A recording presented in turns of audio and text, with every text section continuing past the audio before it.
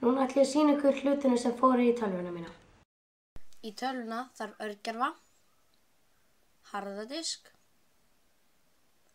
móðurborð, minni og tölvukassa. Fyrst þarf að losa báðar hliðarnar af.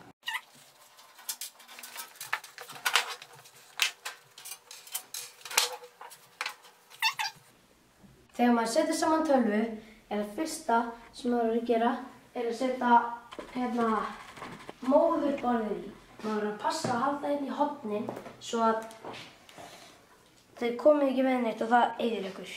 En þessi hérna endi, hann verður að standa út úr kassanum og hérna eru skrúfurnar og síðan rennur maður því að stikkinu þarna.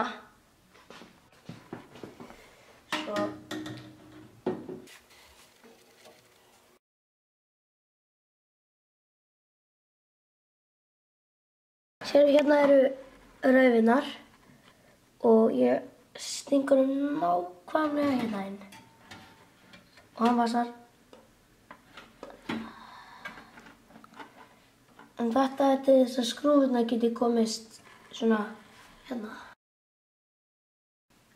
Núna er komið að dýrasta og viðkvæmasta partinum af tölvunni sjálfri. Það er örgjörvinn. Hann þarf að smella svona alveg. Já, svona. Núna hefur við að setja örgjörvaviftuna. Hún á að fara í þessi gaut hérna. Svo getum við bara ýtt þeim svona niður og snúðum í svona smá hring. Núna er komið að ég að setja vinnslu minni í. Við erum með 2 4 GB. Það er betra heldur en 1 8 vegna þess að talvan vinnur hraðar ef það eru 2 4.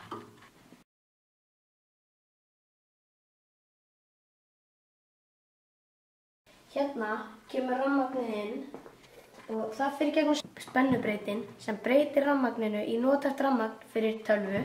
Hérna er fyrir gamlar tegundir af diskum.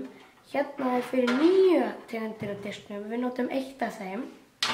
Og hérna er fyrir að setja rafmagnið á móðurborðið. Hérna setjum maður þetta og þetta setjum maður hér.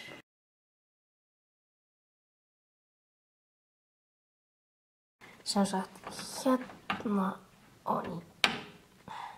Og til þess að öll tengin hérna framan á virki, er þetta að tengja þau öll í rétta staði hérna niðri og hérna kannski smá. Þetta hérna er hljóð, þetta er USB og þetta er kveikja- og slökkvatakinn og ljós.